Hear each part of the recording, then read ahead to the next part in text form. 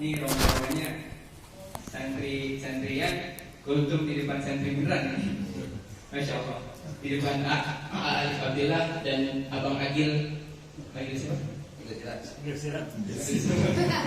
Agil Ibrahim. Agil Ibrahim. Gaskan. Ibu-ibu yang di bawah kedengeran nggak? Jelas. Jadi kita pelangi. Bismillahirrahmanirrahim. Assalamualaikum warahmatullahi wabarakatuh. Waalaikumsalam warahmatullahi wabarakatuh.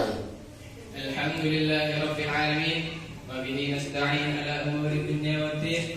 Wassalatu wassalamu ala asrafil anbiya'i wal mursalin wa ala alihi wa sahbihi ajma'in. Amma ba'du. Qala Allah ta'ala fil Qur'anil Karim, a'udzu billahi minasy syaithanir rajim. Bismillahirrahmanirrahim. لئن شكرتم لأزيدنكم ولئن كفرتم إن عذابي لشديد. Sadaqallahul azim. Yang terhormat dan yang saya hormati guru saya, guru kita bersama Ustaz Sya'ban Ahmad bin Ahmad dan para jamaah tarawih yang insyaallah dirahmati oleh Allah Subhanahu wa taala. Amin. Kalau kemarin kita sudah dengar pesan dari AA Alif Abdillah bahwasanya bagaimana cara kita menyikapi bulan Ramadan tahun ini dengan lebih baik dibandingkan Ramadan sebelumnya. Jangan sampai kita menyikapi Ramadan tahun ini sama dengan menyikapi acara-acara tahunan yang dimana kita meramaikan masjid hanya awal-awal saja dan akhir-akhir kita malah meramaikan pusat perbelanjaan, pasar malam dan lain-lainnya. Kalau bisa kita tingkatkan lagi ketakwaan kita di bulan suci ini kepada Allah Subhanahu wa taala. Ibu-ibu nyawatin aja. Beli corona. Jadi lupa kan.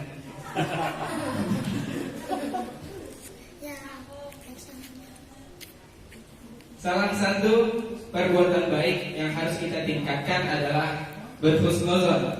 Bukan malah kita tingkatkan suuzon. Apa itu husnuzon dan suuzon?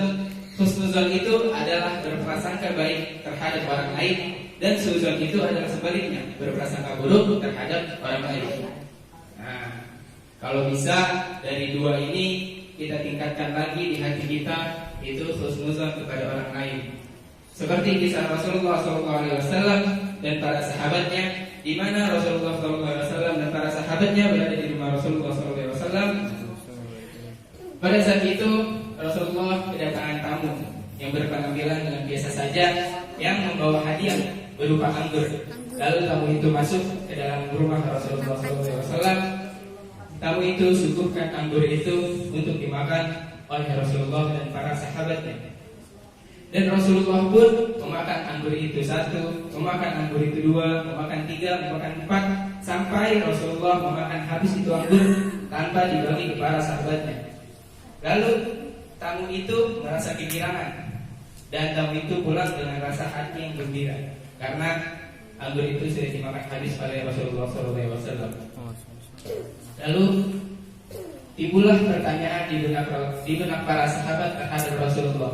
Ya Rasulullah, kenapa engkau makan anggur itu satu, engkau makan dua, engkau makan tiga, engkau makan empat, sampai engkau makan habis tidak engkau bagi kepada kami? Kenapa ya Rasulullah? Apa jawabnya Rasulullah? Rasulullah menjawab, wahai para sahabatku, percayalah, rasa anggur itu sangatlah asam. Aku takut kalau aku bagi kepada kalian, takutnya muka kalian berubah jadi masam, dan tamu saya merasa kecewa. Saya ini sangat menghormati dan menjaga hati tamu saya. Nah, dari kisah itu kita bisa ambil pelajaran dari sifat Rasul yang mulia ini. Ada tiga. Satu, kita harus menggembirakan orang lain. Dua, kita harus menjaga hati orang lain. Dan yang ketiga, jangan sampai kita suuzon terhadap orang lain. Mungkin kalau kita yang ada di situ tuh di Rasulullah, mungkin kita udah suuzon karena kita nggak dibagi anggurnya. Mungkin kalau kita udah suuzon karena kalau para sahabat mah ya imannya udah pada kuat. Lalu lupa. Wajar. Nah, bagaimana sih husnuzan itu? Caranya itu bagaimana? Kalau kata guru saya Ustaz Syahban Ahmad, itu caranya gampang. Nih, kalau misalkan kamu melihat orang berbuat keburukan, kamu lihat orang berbuat keburukan atau berbuat buruk kepada kamu jangan pernah menyalahi dia, kamu jangan pernah merasa kamu itu benar, dan kamu jangan pernah seuzon. Cukup berkata dengan mungkin dia belum tahu ilmunya, makanya dia kayak gitu. Kita doain biar dia tahu ilmunya. Nah, itu adalah salah satu cara kita berhusnuzan kepada orang. Yang orang salah. Yang orang salah.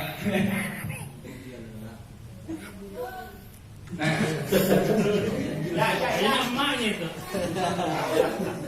aduh, sampai mati. Nah, husnuzan itu harus kita tingkatkan, harus kita adakan di hati kita. Contoh yang lain nih, kita ambil contoh. Misalkan ada Zaki sama Bagas lagi beli sayur pagi-pagi, lagi beli sayur nih pagi-pagi sambil beli sayur yang seger. Nah, tiba-tiba ada orang lewat pakai motor, kagak permisi, motornya berisik, udah gitu dia ngebut. Nah, si Bagas langsung nyelontek. Deh orang tuh ya lewat depan kita kagak permisi, motornya berisik. Aduh, bocah kagak ada sopan santunnya, kagak pernah aja gitu orang. Nah, si Jaki langsung ingetin si Bagas, Gas, gak boleh kayak gitu. Mungkin dia nggak permisi sama kita, itu mungkin dia ngeliat kita. Nah, mungkin kalau dia ngebut, mungkin ada orang yang pengen dibantu. Yang bantuan itu sangat-sangat penting, Gas. Biar ketolong gitu cepet-cepet, Gas. Jadi jangan sampai kita seuzon, Gas. Kita harus seuzon. Jangan sampai seuzon itu mengelabui hati kita, Gas. Istighfar, Gas. Istighfar ya. Astagfirullah. Nah, itu sifat Zaki itu cara juga tuh buat husnuzon kita kepada orang.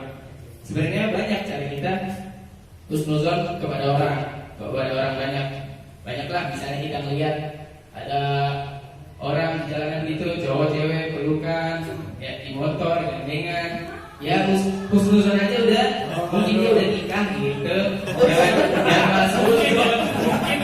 Mungkin dia tidak ada dosa hati gitu maksudnya. Iya gitu.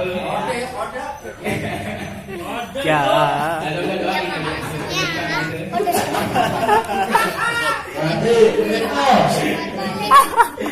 Pelajaran nih buat anak muda. Di depan udah sudah di rumah. Jangan pacaran dulu. Nah, husnuzan itu harus kita datangkan di hati kita. Kalau ada orang kalau ada orang berbuat baik, berbuat jahat, jangan sampai kita suzon. Kalau ada orang berbuat jahat 1000 kali, kita harus cari 1001 cara untuk kita tetap berhusnuzon kepada orang itu. Ya, benar apa enggak? Iya. Nah, tapi jangan kayak gini nih. Ini misalnya ada si Kemal habis jajan di warung Madura. Nah, dia pulang lewat depan rumah Bang Abi. Nah, si Kemal ini tahu rumah Bang Abi itu sepi karena Bang Abi sama keluarganya itu banyak rumah kongnya yang di rukun. Si Kemal dari kejauhan melihat ada orang main masuk aja, udah masuknya lompat lagi. Nah, pas udah deket si Kemal melihat itu orang keluar bawa TV. Ya, bawa TV. Husnuzon. Udah gitu, dia keluarnya lompat pagar. Nah, si Kemal karena pengen bantu husnuzon nih, dia bilang gini, husnuzon aja lah. Nanti itu orang bawa TV pengen servis di Bang Omar. Jangan kayak gitu juga. Kita juga harus tahu kapan kita harus berhusnuzon, dan kita juga harus tahu kapan kita harus ambil tindakan. Itu mah udah jelas, itu mah maling. Kita harus ya lapor PRT atau enggak kayak maling. Ini saya baca udah setengah jam kurang lebih. Mungkin itu aja yang bisa saya sampaikan.